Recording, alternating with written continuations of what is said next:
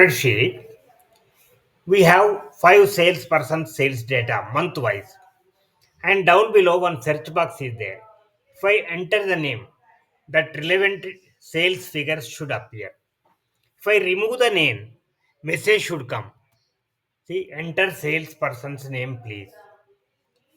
Again, if I enter another name, Suresh, his data will come.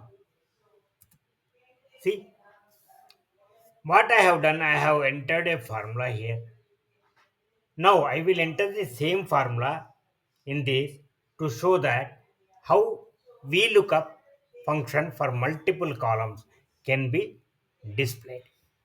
Is equal to, I will enter the same formula here, is equal to if bracket open C14 is equal to blank comma enter salesperson's name, enter salesperson's name, please. Inverted commas close, comma. Else what should happen? We look up. We look up for multiple columns.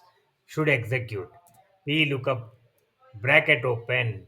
Again criteria C14, comma data range A1 to M6, comma curly bracket open 2 comma 3 comma 4 comma 5 comma 6 comma 7 comma 8 comma 9 comma 10 comma 11 comma 12 comma 13.